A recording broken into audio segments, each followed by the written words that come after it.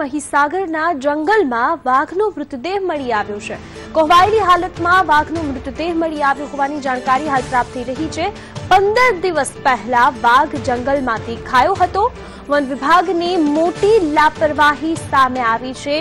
એક આનંદ હતો કે હવે ગુજરાતમાં વાઘ પણ છે, પરંતુ હાલના મહત્વના સમાચાર 15 દિવસ પહેલા જે વાઘ દેખાયો હતો અને હાલ વાઘનો મૃતદેહ મળ્યો છે। વધુ જાણકારી સાથે સંવાદદાતા મનોજ અગ્રાવત જોડાઈ ગયા છે। જી મનોજ, શું જાણકારી?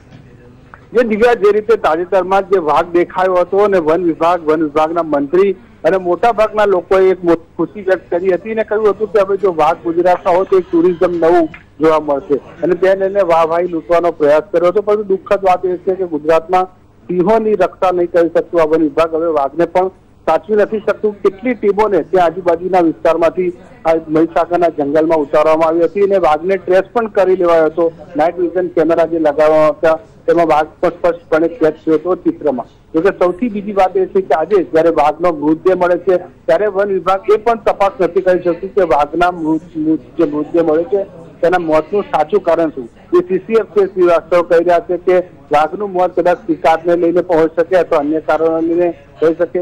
અમે વાઘને જયારે દેખાયો હતો ત્યારે આજુબાજુના ગામોને સતર્ક કર્યા હતા કે કોઈ આ શિકારની પ્રવૃત્તિ ન કરે અને બાદમાં વન વિભાગની 15 થી વધુ અલગ અલગ ટીમો છે તે વાઘને જે ટ્રેસ કરવામાં આવી હતી। આખરે તમામ લોકો સદંતર નિષ્ફળ નીવડ્યા છે વાઘને શોધવામાં, પરંતુ સૌથી મોટો એ છે કે વાઘનો જે મૃતદેહ છે તે હાથમાં લાગ્યો છે તે ખૂબ જ દુઃખદ બાબત અને વન વિભાગ માટે એક શરમજનક બાબત કહી શકાય।